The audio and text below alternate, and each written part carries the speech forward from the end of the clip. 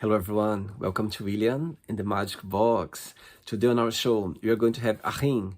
Achim is from Germany, but he lives in Scotland. So let's see what Achim has to say. Enjoy the interview. Hello, Hey, hello, Achim. How are you? I'm good. How are you?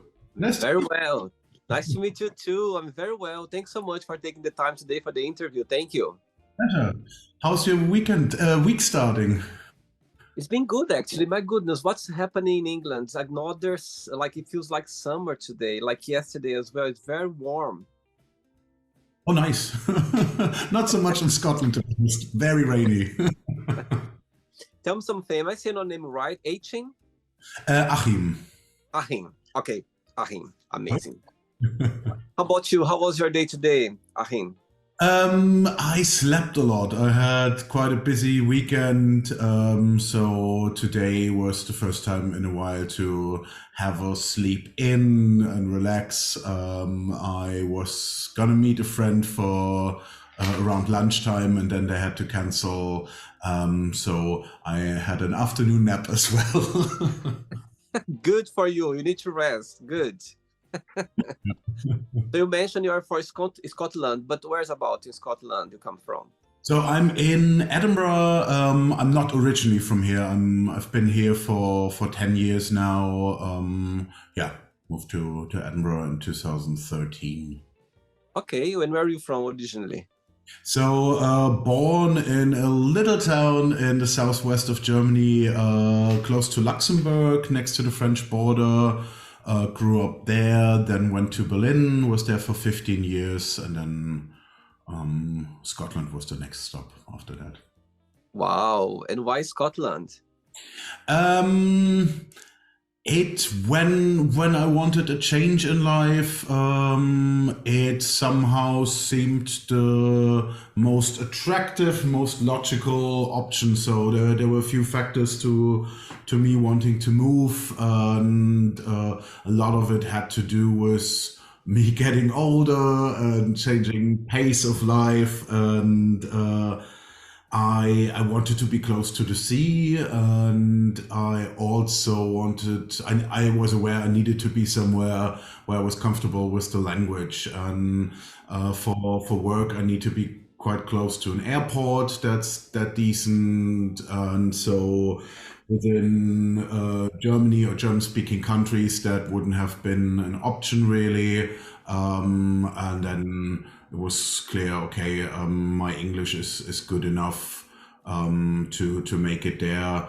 Obviously, elsewhere the weather might have been better, but I thought, okay, if I'm relocating in my mid 30s without knowing anyone where I'm going, if I only can make polite small talk because I'm not fluent in the language, then that's going to be a reason for that to fail. So that's why the UK was pretty clear first on the list, and then of the places I considered, I always had a liking for Scotland. I always had a liking for Edinburgh.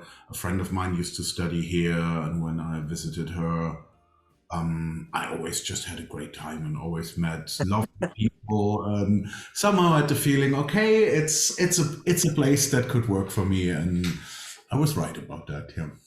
Amazing, amazing. I think it feels great when you find a place where you can, just settle in and feel yourself and feel like home. I Yep. think it's a great feeling. And what do you do for work, for living? So I'm a DJ, so that's what I do with most of my time. I do other things on the side, but mostly working as a disc jockey. Yeah. So walk me through a little bit about your career as a DJ, how everything started. It was a hobby for a long time. So I've been DJing since I think '92. I first had a little to make transitions, and then in '96 or maybe '97, I had my first paid gig where I played records. I think for 50 mark back then in a bar in the town where I lived, and was never intending to do that full-time professionally, but at one point, things just fell into place, and it seemed like a stupid idea to not do it. And I'm grateful that I can make a living from something that was my hobby before. Yeah. Amazing. Okay, so during the journey, I'm going to explore a little bit more about your career and also about your life overall, okay? Achim, yeah? Achim. Yep. Achim. Okay, Achim, so are you ready to go on a beautiful journey through your memories in life and share your point of views? Of course. Of course. Amazing. Welcome to William and the Magic Box. So I've got him.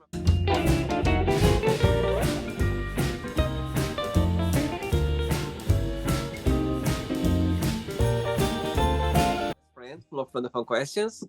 I'm just gonna play a song now just for us to relax a bit before the first question, okay? Let's do it.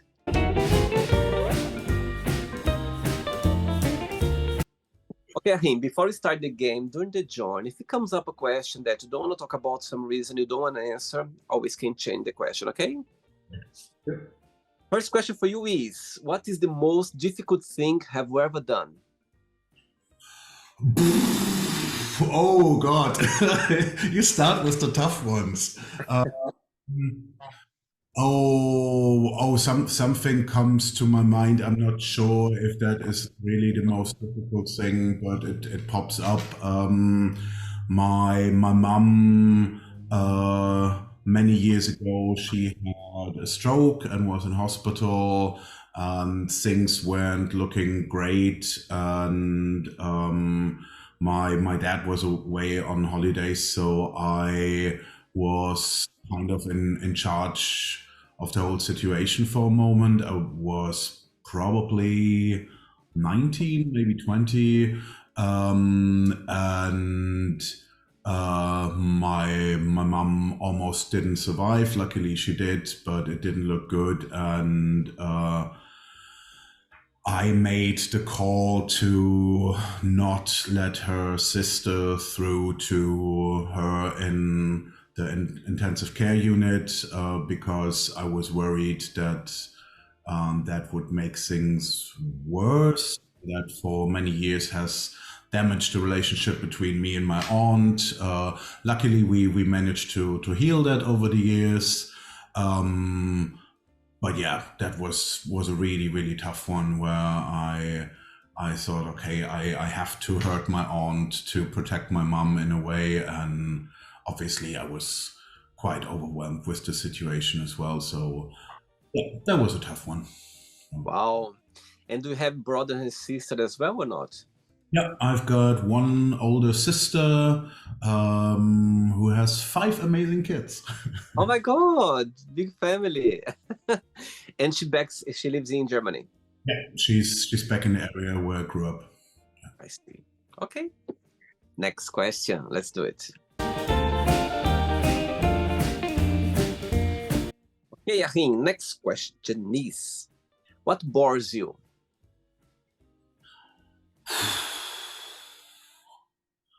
People pretending to be someone else. Wow, that's a big one. And do, for example, in your job as a DJ, yeah, like we work with people, you know, the energy around, you know, nightlife.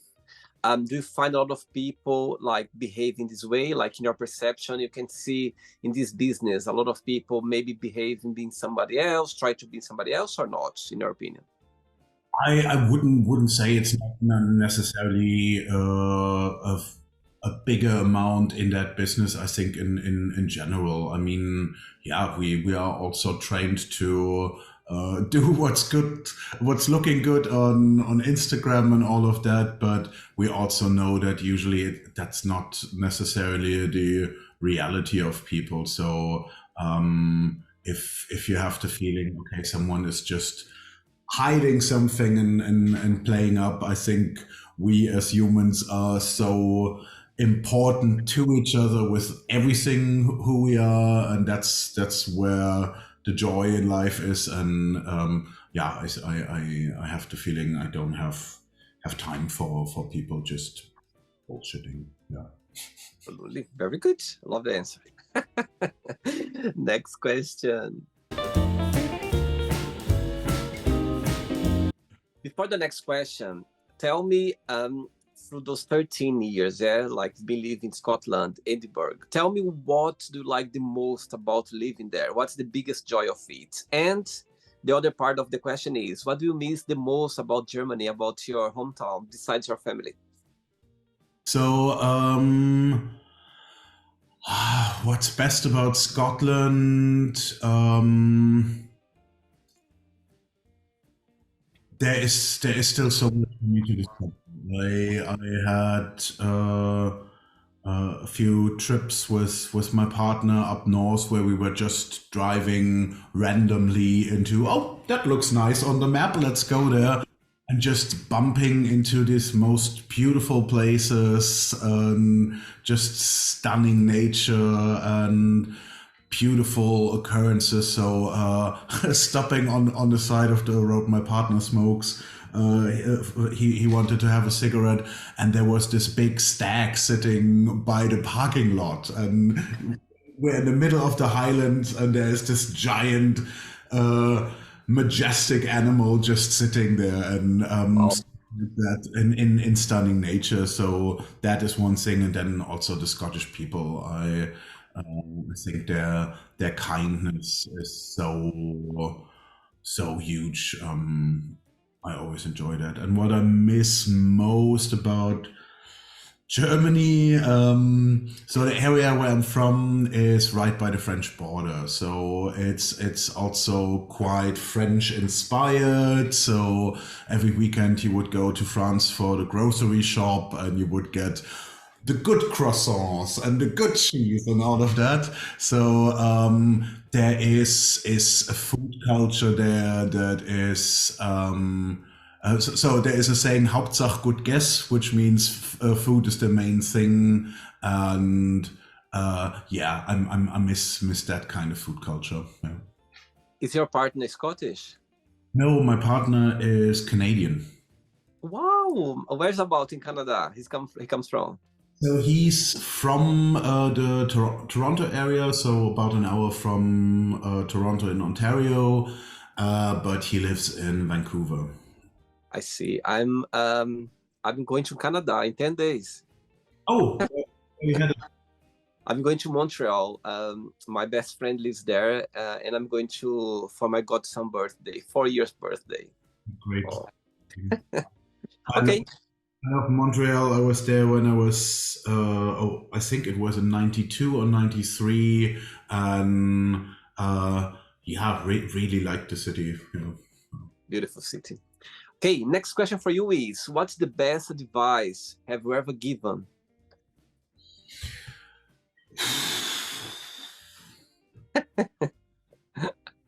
What's the best advice I've ever given?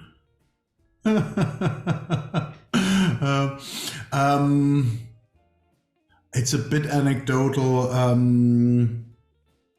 At one point in my life, I was working for a radio station and ended up interviewing Janet Jackson.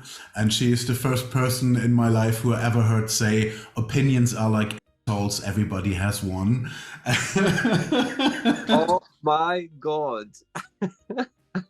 So tell me about the experience. How did it happen? I was doing an internship kind of thing for a radio station back when I was in Berlin, and they sent me to interview Janet Jackson, and I was super nervous, of course, and it was really amazing. It was not that long after Nipplegate.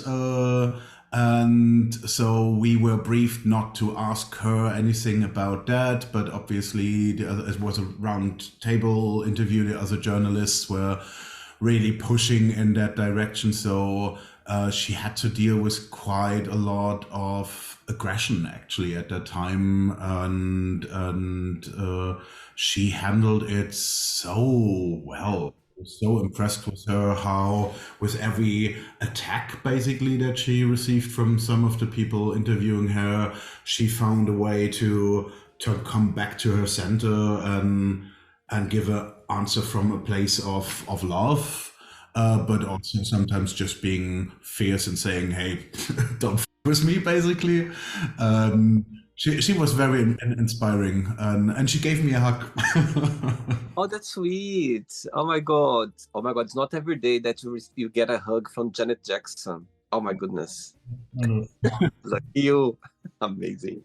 I'm glad this question came up to you to go you back to this memory in your life. Amazing. Ready for another one? Yeah, sure. Let's do it. Next question. Before the next question, tell me what's the biggest joy of DJing? Tell me the feeling when you are there in front of this, a lot of people watching you, connect with you through music, and you are literally giving your best. I start get goosebumps now. I love music. I think music it's a way for you to connect with people, to to express yourself, to put yourself in a place that just music can do that. So tell me what's the best feeling of being able, to transmit, to be able to be there, connect with so many people. Tell me your experience. What do you like the most?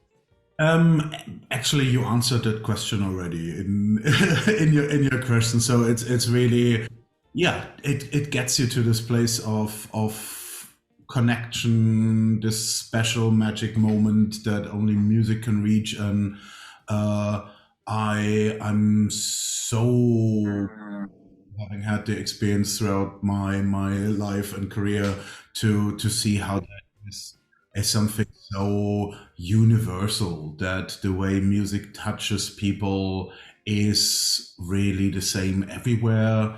And so this whole cliche about music being the universal language of love and all of that, there is so much truth to that. And there is, yeah, just so many joyful moments. One of my emotional highlights this year was, I was DJing at House Meet Disco in London sometime. When was that? Was that August? Maybe August still. Sometime this year. It's all sometimes a bit of a blur. And I played Deeper and Deeper by Madonna, and I have never played that out, but somehow that felt like the right moment. And so there was this younger version of me, depressed, isolated kid with no friends back home in the parents' living room, seeing the video of Deeper and Deeper. I don't know if you remember that, was Yeah. very New York and nightlife and beautiful people being free and expressive, and it was so far and unreachable for my reality back then. And I'm gonna start crying again. It was so nice to play that tune and think, oh my God, I can live this life now. I'm 46 now, and I'm living the dream, and this is possible, and this is happening in a place where everyone who was there just lives for that. Everyone who is really involved with that community, they urge for this life of freedom and love and expression. And it was several people were celebrating their birthday that evening. Lady Bunny was there, the drag performer, and all these fabulous people. And it was so nice to see, wow, we are living this utopia, and it's beautiful. Yeah. Days. Oh my God, what a moment. When you look back to this little Achim, yeah, in the bedroom, crying or feeling lonely, feeling different of the whole world, or feeling, not connect with anyone. If you could, knowing the person you are right now and the place where you are right now, if you could go back, look into that moment, if you had the superpower of erasing that moment that you had, would you do it or would you keep it? I would definitely not erase it. I didn't have a happy childhood. I didn't have a happy youth, and a lot of what was part of that is something I do not wish to anyone, but also I would not wish it to be removed because I know that it's a source of compassion, and it's a source of humility, and it's also something that serves me in life. If I learned one thing over my life is that basically everything you are, everything you experienced, um, if you just can hold it the right way, if you can open up to it in the right way, it can be your superpower. It can be not the thing that back then tortured you, but it can be something that is beautiful. Yeah. For sure. Okay. Next question is, what would be your ideal day? Probably one that hasn't been planned. I think yeah, I've been lucky so many times with just random amazing things happen, and so many times that's not when you work on things being perfect, but just things falling into place. So I'm remembering last time my partner was visiting, we done a little road trip, for once not further up north into Scotland, but a bit south into England. And when driving back, we stopped in a little town.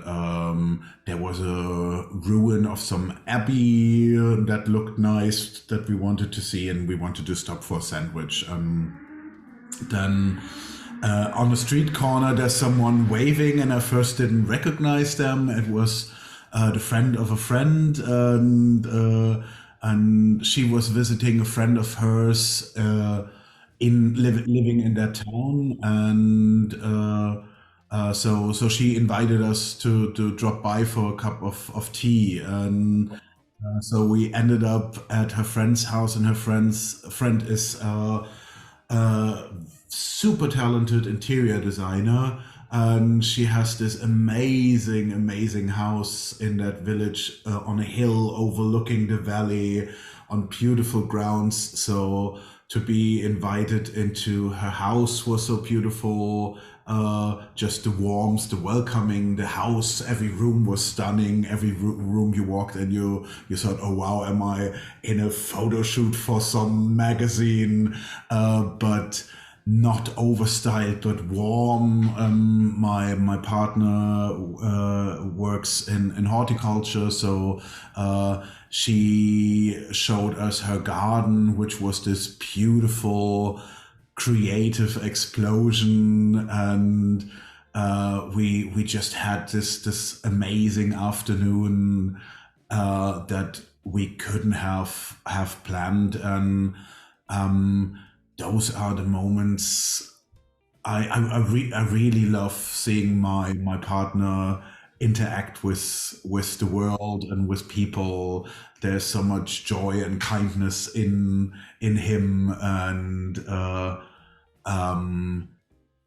those are the moments where I sometimes find myself looking from the side and thinking, oh, I really love this person, and I really love the life we're having together. So yeah. Sweet. And I can see him right now smiling, watching this interview. Sweet, very sweet. 3 questions left. Let's do it.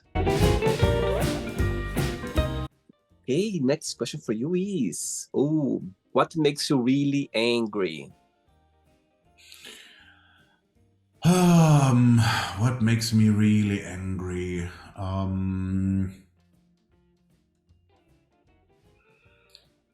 People not taking responsibility, people not owning up, to what they do, but try to gaslight people. I think that's something I really struggle with. Yeah. It's interesting you saying that because you come across a very spontaneous, like friendly person. And when I was asking the question, I was like, can he get angry? I couldn't picture you angry, but I'm sure all of us will have those moments. I don't have a comfortable angry spot. I'm not comfortable with being angry, and admittedly, if I get angry, um, it's quite a thunderstorm. If you poke the bear, the bear gets angry. So no, to then return from anger takes me quite a while, and I find anger personally very exhausting, and yeah, it's something I don't want to spend too much time in. Yeah. What's your star sign or astrology? Taurus. Oh, April. No, May. May. Okay, cool. 2 questions left. Let's do it. Before the next question, as you mentioned, how much you enjoy be a DJ, how much it's the energy, the good vibes, the whole thing. But there's always a flip side, a negative side. What's the most challenging part of being a DJ, in your opinion? It's yeah, it's exactly that, balancing the opposites. So you are on a stage in one moment and making everyone dance and everyone is happy, which obviously partly is attributed to what you do, but partly just to the fact people go out and want to have a good time. So you go from that high quite often very quickly to a hotel room where you're by yourself. Also, both myself and a lot of my colleagues I speak to, we come actually from a more introverted place. Mm-hmm. So a lot of us became DJs to have a reason to be there, to have something to do, because just being there was something we were not comfortable with. So quite introvert, and obviously there needs to be a little something that is a bit more extrovert, and to balance those parts is quite often not easy. Yeah, and also you are. I think that's true for every performer. You are in these spaces. You are quite vulnerable and expose a lot, give a lot of yourself, and obviously that sometimes is a place that people take advantage of. Yeah. Absolutely. Okay. Next question is tough question for you now, Ahim. Okay. If someone come up to you and gave you an envelope with your death date inside of it, would you open it or not, and why?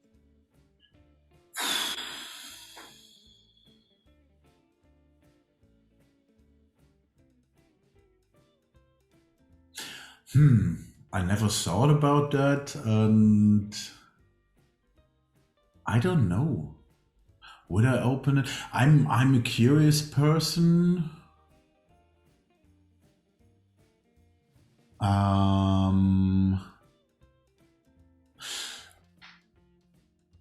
think I've made my peace with life, so if I would have to go, I would be okay with it. And on the other hand, yeah, I wouldn't want it to be over. So I want to know. I think I would want to know. I think I would open it. I think I would have a big party the day before. I think I might even tell a few people. I lost a very close friend of mine last year, and I'm so happy that I have the feeling that we knew how we felt about each other. There were I um not too long before I gave him a card saying on the front, "We are family," and I'm so glad that I did that. I'm so glad that I there is no doubt he knew how much I loved him, and I think that is the terrible thing about death, that we sometimes think we have time we don't have. Uh, we don't apologize for things that we don't make up after having fights, but think, oh yeah, we got time, and then sometimes time runs out, and that is what makes it. Yeah. All right. Ready for the last question? Oh, so it is good to cry. I think cry, it's a health thing. It's beautiful when you cry, from your heart. I think it's, man, now, doesn't matter if you're gay, if you're straight, if you're bi, but all of us, men, our tendency is to keep the emotions. It's difficult to cry, and sometimes when it comes naturally, it's just a beautiful tears that comes along. Last, last question. But before the last question, you mentioned already this year that you had this, this highlight of your DJing, that was this experience for you playing in London. But through your career, share a moment or a situation that you're never gonna forget. Always gonna have a special place in your heart when you're DJing. Oh, there's so many of them. It's really so many of them. There is um coming back to Japan, and they had put new carpet into the DJ booth because the time before I took off my shoes and was dancing barefoot, and the floor was dirty, and they were embarrassed about my feet being dark while I thought it was funny. Uh, that was so sweet. Playing Glastonbury Festival, the NYC down, that is always a very special moment. Then obviously traveling, realizing how things are the same in a way everywhere, coming to the towns where Chicago, Detroit, New York, where house music is from, and being allowed to play there. That is insanely rewarding and special. There is, I'm so lucky. I have so many memories where I can go back to and think, oh wow, thank you so much for letting me experience that. So Amazing. that's one. Okay. And I'm gonna ask you a tough question as well. Let's say, if you could choose anyone in the world to be in one of your gigs, to be there watching you, having the best of your set or the best of your life, you could choose anyone just to be there watching you DJing, who that would be? One person. Oh God.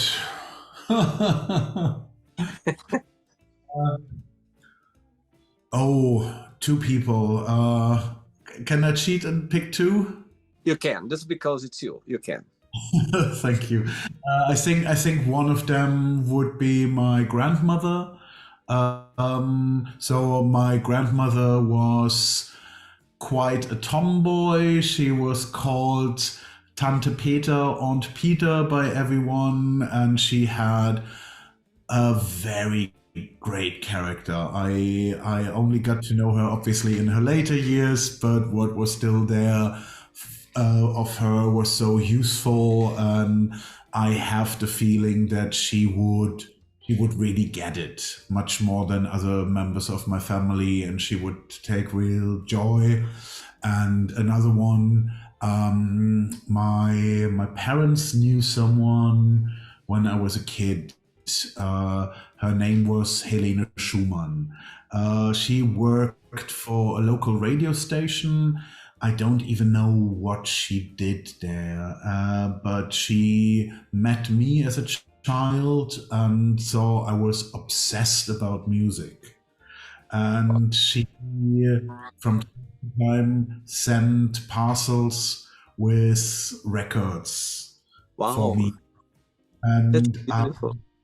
I don't have memories of her as a person, but I remember how special these parcels were to me, and how amazing that was, bigger than Christmas and birthdays, these record parcels. And there were records in there that really formed and influenced my life. So there is a compilation of extended dance mixes, um, and some of the tracks I still play today. Some of those tracks were watching Beautiful. Photo House, and when I finally realized how important and influential she has been to my life, I asked my parents to make the contact so I could thank her, and she unfortunately had passed a few months before that, so I never got to thank her. But it would be amazing if I could have her on a dance floor and see, hey, you are not responsible, but you were a big help with bringing me into this world, and I want to celebrate that with you. Yeah. Wow. I'm sure whatever she is right now, she's as well feeling this energy, and I'm sure it gonna get to her somehow, for sure. For sure, this will get into her. Amazing. Emotional today. Oh, beautiful. Last question is, what is the most beautiful thing someone has ever said to you? um, what pops off up, and there's a million other things, but that's where I'm right now. What pops up is, so I tried to ignore being gay for a very long time, and had my first sexual experience when I was 25, and throughout my early 20s and all my teenage years, tried to ignore that, even though all the signs were there. And I don't remember exactly how old I was. I remember the first time someone said to me, and I even though I tried to ignore that, I knew what it was about. Someone said to me, "It's okay, you're okay," Wow. and I I did not feel that for a very long time, but that was the first person who, for a little moment, made things better, and the first person where I said, okay, they welcomed me as I am. Yeah. Beautiful. Oh, beautiful. So the end, Achim, let's play now the word association game, okay? I'm going to give away some words. Just tell one word that comes to your mind. Quick thinking, okay? Okay. Let's start with money. Art. I don't know. Family. Nieces. One word for love. Sorry? Love. Breath. Life. Joy. Sex. Sorry? Sex. Okay. Joy. Politics. Oh God. Oh God. One word for religion. Oh, spirituality. Fear. Freezing. Friendship. Everything. Desire.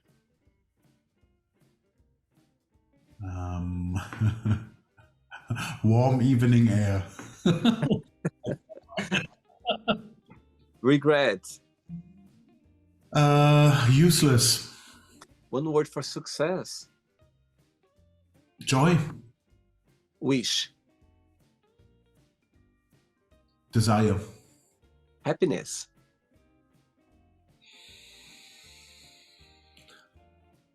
Breath again. One word for Scotland. Beautiful. One word for Germany. Home. Oh, surprise. One word for DJ. Joy. And the last one now, music. One word. Love. Let's pretend now I'm going to meet your partner for a coffee and I'm going to ask him, define Achim in one positive word and one negative word only. What he would say. Negative word is probably stubborn. Okay. We're both Tauruses, so yeah. Positive word, I think he might be going for kind. Okay. When this interview goes live, when you get to this part, you pause and you ask him before what he says, and after you play again to see what he's going to say. Amazing. Let's play now Achim and the magic box, and you can ask me a question. But hey, you can ask me a question now. So you have this beautiful positive attitude, and Thank you. And then again, from the way you are open and reacting to questions, I assume that your life also not only has been joy and yeah. So with us having this scheduled this interview weeks in advance, you had the time, you had the date, and what do you do on a day where the world is just shit? I mean, we have war going on in the world, we have political situations in the world that are just horrible, developing everywhere towards the right, and I think it's really scary times for LGBT plus people as well. All of that. How do you manage to connect to your joy? Good question, Achim. And I tell you something now. I can get affected by that easily as well. You know, when I see suffering, when I see sadness, when I see things happening against people, against communities overall, or against people who cannot, you know, be themselves or protect themselves for some reason. The world out there, even animals or vulnerable people, anything, I get really affected by it. But what I do sometimes that it helped me to be a bit more central with myself, or you know, not get that affected. I try to just to mentalize and not try to understand, but try to not to get affected by that, sending somehow, you know, some positive vibes somehow, you know, and try to understand as well, like in a way that, okay, this is happening, yeah, for any reason it's happening right now, but for any other reason, let's somehow, you know, not focus too much on that, but at least try to, you know, turn around things, you know, and try to put yourself in a positive place, or at least trying. Yeah, not, I know it's not easy, but I try to put myself in a place where I can not focus too much in that, even knowing it's happening. Yeah, I'm conscious that it's happening, whatever, could be anything. But I try to somehow, you know, send positive vibes somehow, you know, pray or have a moment, or having a, you know, a moment of gratitude as well, you know, not just for me, but for the situation that's happening right now, or with any kind of, you know, situation. Not easy. It's not easy. I think all of us get affected by that because, you know, it's happening. It's near our eyes, in front of us. So it's impossible for you to avoid that. But I just try to, you know, get somehow try to put myself in a good place for me to be able to send some, you know, to feel gratitude and good energy as well. Somehow, just I think when you mentalize good energy, somehow it goes somewhere, it flourishes somehow, and I know it's very little we can do, but every little that anyone could do, it would help somehow. I'm saying about anything, you know what I mean? Could be anything. So yeah, it's not easy. I think people like us, we know.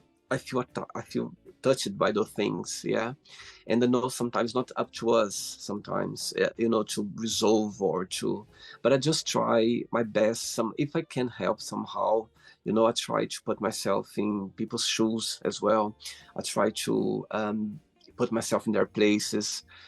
Try to understand more as well. Even when someone treats me badly or poorly for some reason, I try to nowadays, the older I get, I try to understand. Maybe sometimes somebody said something very powerful here in the magic box. Somebody said, William, people, they are not bad. People, somehow they become bad because of circumstances, you know what I mean? And that stick in my head.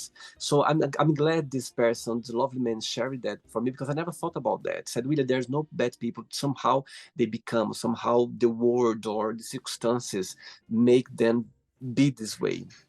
And I never thought about that, and I'm so glad that something that came to me, and I'm sharing this now because it's true sometimes. So I just try to, okay, even though it can be really hard sometimes, but I just try to take a second, a minute with myself, and try to turn around this feeling and send in the opposite direction. So that's how I do. That's how I work. Overall, work on myself as well. Working myself to be able to transport some different energy around. Yeah, good question. Thank you. Thanks so much for taking the time, Achim. Did you enjoy the interview? Very, very much. It was very touching and beautiful. I enjoyed it. Oh, sweet. Thanks for bringing your lovely energy. My goodness, amazing. As soon as we started, that's it. I could feel already straight away. Before you go, if you can share a positive message or anything that you live by. So yesterday I saw the performer. Have you heard of Ginge? It rings a bell, but I'm not familiar. So they have been on Queen of the Universe and America's Got Talent. They are a wonderful, wonderful performer with a beautiful voice. And we had the annual Bear Weekend in Edinburgh last weekend, and they performed and one of the songs they performed was Nature Boy. I'm not sure who was the original version of that one, which ends with the words, the greatest thing you ever learn is just to love and be loved in return. And I used to think that was about romantic love, but I don't think so anymore. I think it's really about opening the world up to the world with this place of love, letting your love flow into the world and being open for where the world love has for you, because I think that matters. That's what's important to similar to what you were talking about, connecting on that loving level, not on the level of what are the situations the world entangles us into, where we disagree, where we can fight, but get on this level of energy where humans just crave to be good to each other. And so that's Thanks so much for the interview. It was a pleasure to connect with you. Thanks so much. Thank you. Have a good night and keep in touch. Take care. Bye. So, did you like the show? Don't forget to give a like, to share it, and also don't forget to subscribe to the channel. And if you'd like to be part of the show as well, First, subscribe to our channel, and after that, just go to our website www.williamandthemagicbox.com and send us a request saying why you'd like to be part of the show. And I see you there. Bye bye, see you next time.